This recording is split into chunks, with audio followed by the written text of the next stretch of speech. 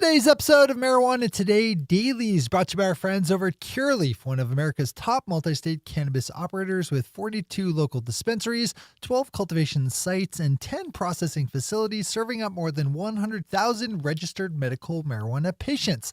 Learn more about all the cool things that Curaleaf is up to over at curaleaf.com, spelled C-U-R-A-L-E-A-F.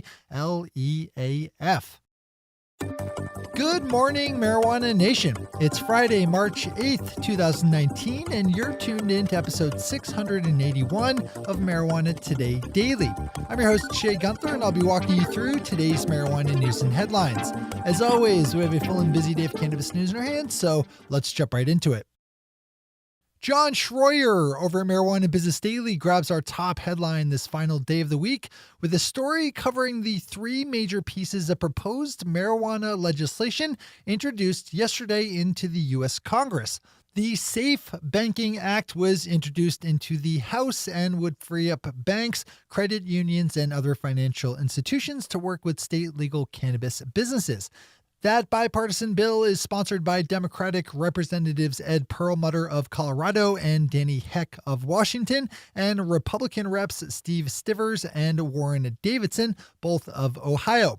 In addition to the SAFE Act, two other cannabis-related bills were introduced, one that would strip marijuana from the federal list of controlled substances, and another that would collect and report on data from state legal marijuana programs. Both of those bills were put forth by Republican Representative Don Young of Alaska and Democrat Tulsi Gabbard of Hawaii. Pop over to John's piece for all the details. We have an update to a headline from yesterday, grabbing our second top story today. Professional football player David Irving is officially quitting the NFL. I reported yesterday that Irving had posted an image to Instagram with text suggesting that he was leaving professional football for as long as marijuana was illegal. And last night, he made it official with a 20-minute video posted to Instagram Live in which he announced that he was done with the NFL. In the video, in which Irving smoked a joint, he talked about the medical benefits of cannabis and pointed out the fact that the NFL is uniquely harsh when it comes to penalizing players for using cannabis. Irving's only been in the NFL for 2 years and missed out on the first 4 games of both of those seasons due to marijuana-related bans. Something tells me that if he wanted to, he'd find a very welcome place in the legal marijuana industry. Our final top story today continues on the theme of our second, this time with a shifted focus to the icy rinks of the National Hockey League. Emily Kaplan over at ESPN took a longer form deep dive into cannabis use in that professional sporting league where marijuana is much more tolerated to the point where it's not even tested for in players. This is a great story that nicely picks up the growing disparities between Canada and the various legal U.S. states and those that maintain prohibition, as well as comparing hockey's stance on cannabis to other leagues like Major League Baseball and the NFL.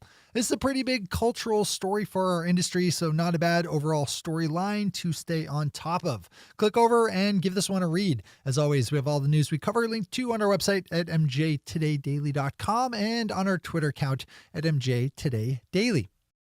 Those are our top stories for today. It's time for Marijuana Today Daily Headlines Blitz. Before we blitz out on headlines, let's quickly thank our sponsor, Curaleaf, one of America's top multi-state cannabis operators with 42 local dispensaries, 12 cultivation sites, and 10 processing facilities, serving up more than 100,000 registered medical marijuana patients. Open up curaleaf.com today to learn more about their wide network of cannabis operations, as well as their 3 consumer-facing brands.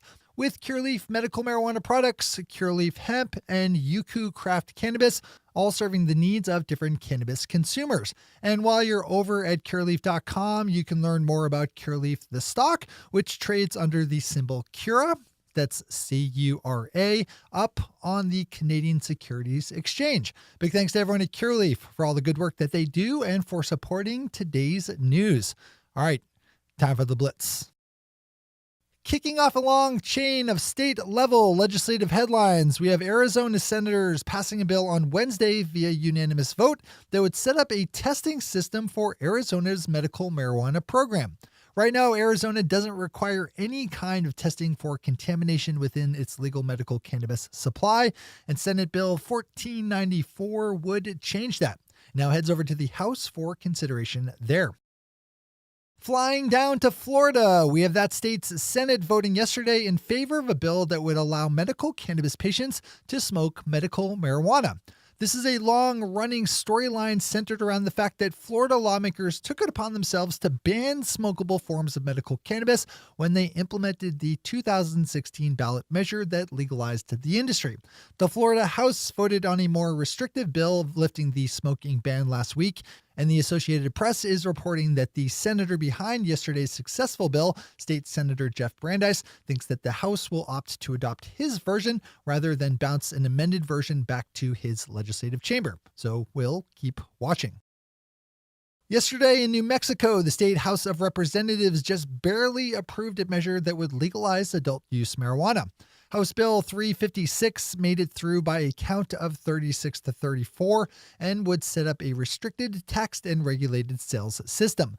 The bill contains a social justice provision to seal the records of low-level cannabis offenders and would rely on state-owned dispensaries to sell to adults of age. Though in areas with no government shops, private dispensaries would be licensed. Home grow would be banned, and unique among cannabis states, marijuana consumers would be required to save receipts of their legal purchases at the risk of facing criminal sanctions. Tom Angel has a good write-up of all the details on this one over at Marijuana Moment. Swing on over. With another headline, Tom picks up on a vote in Hawaii on a bill that would decriminalize very small amounts of marijuana. The State House voted in favor of the bill yesterday that would make the possession of 3 grams of cannabis or less a ticketable civil offense with a fine of $200. For a bit of reference, an eighth of marijuana is just over 3.5 grams, so make sure you consume at least half a gram right away after buying a bag from your dealer if you live in Hawaii, just to be safe. The bill now heads over to the Senate.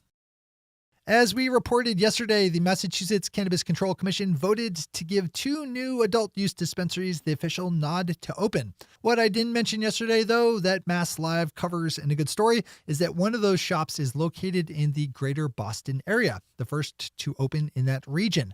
There's a good amount of people living in and around Boston, and the soon-to-open New England Treatment Access Dispensary in Brookline will be their one single closest option for buying legal adult use products. That's kind of a big deal. Bloomberg is reporting that last year's podcast appearance by Elon Musk on the Joe Rogan podcast, in which he smoked marijuana publicly, is now being factored into his application to keep his high-level government security clearance active. That security clearance is tied into Musk's work as CEO of SpaceX, which has numerous government contracts. A company spokesperson declined to comment on the matter. Our final story for the day and for the week wraps us up in New Hampshire, where yesterday the state Supreme Court ruled that a labor appeals board was incorrect when it found in favor of an insurance company fighting against a customer seeking reimbursement for the costs of medical cannabis. Andrew Panaggio hurt his back while on the job back in 1991 and joined a state medical cannabis program back in 2016. After seeking reimbursement for the costs of his medical marijuana through workers' comp, Panaggio sued and brought his case all the way to the state Supreme Court. While the court did rule in his favor on the question of whether he should be reimbursed, it did not address the legal liability of the insurance company should they choose to do so. Those are the headlines and news for the day. I'll be back with you again Monday morning with another information-packed episode of Marijuana Today Daily. But in the meantime, if you have any stories to share or feedback to give, zip us an email to headlines@mjtodaydaily.com. And while you're clicking around the interwebs, swing over to our Twitter account at mjtodaydaily and visit our website at mjtodaydaily.com to find links to all the news we cover. Thanks to our sponsor, Cureleaf, and to all of our awesome patron listeners for the support that makes this show possible. To join the illustrious ranks of the patron listeners yourself, swing over to our website at mjtodaydaily.com and click on that big blue button at the top of the page that says Become a Patron. I'm your host, Shay Gunther. Thanks for tuning in, starting your day with marijuana today.